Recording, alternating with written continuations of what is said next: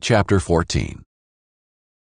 One Sabbath, when he went in to eat at the house of one of the leading Pharisees, they were watching him closely.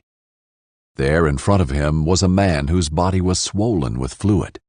In response, Jesus asked the law experts and the Pharisees, "Is it lawful to heal on the Sabbath or not?" But they kept silent.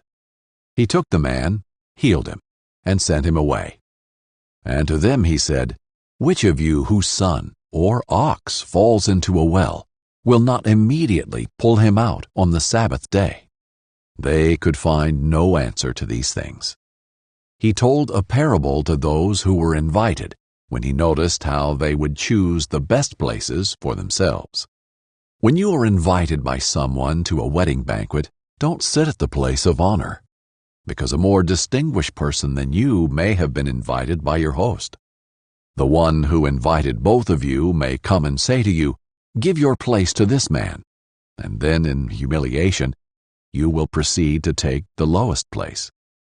But when you are invited, go and sit in the lowest place, so that when the one who invited you comes, he will say to you, "Friend, move up higher." You will then be honored in the presence of all the other guests. For everyone who exalts himself will be humbled, and the one who humbles himself will be exalted. He also said to the one who had invited him, "When you give a lunch or a dinner, don't invite your friends, your brothers or sisters, your relatives, or your rich neighbors, because they might invite you back, and you would be repaid.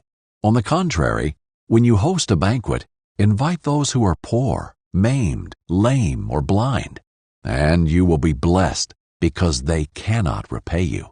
For you will be repaid at the resurrection of the righteous." When one of those who reclined at the table with him heard these things, he said to him, "Blessed is the one who will eat bread in the kingdom of God." Then he told him, "A man was giving a large banquet and invited many. At the time of the banquet he sent his servant to tell those who were invited, 'Come, because everything is now ready.' But without exception, they all began to make excuses. The first one said to him, 'I have bought a field, and I must go out and see it. I ask you to excuse me.'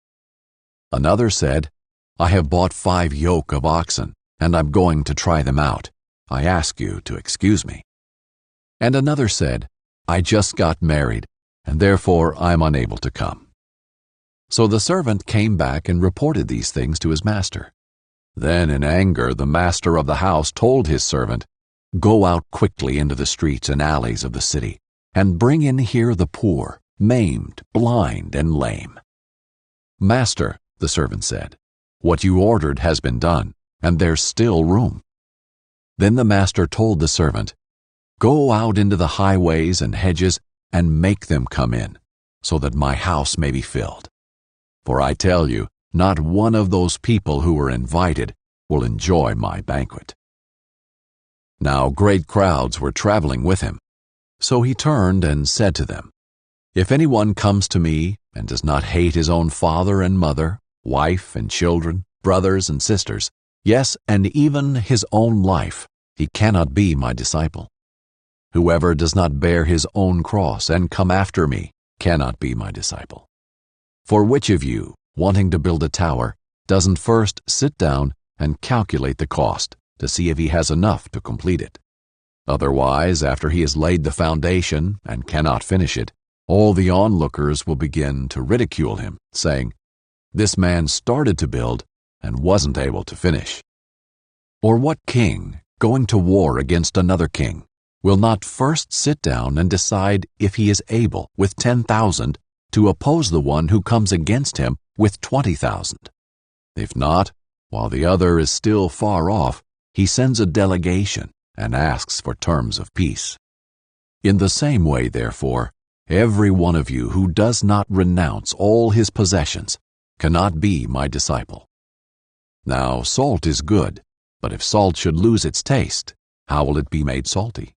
It isn't fit for the soil or for the manure pile. They throw it out. Let anyone who has ears to hear listen."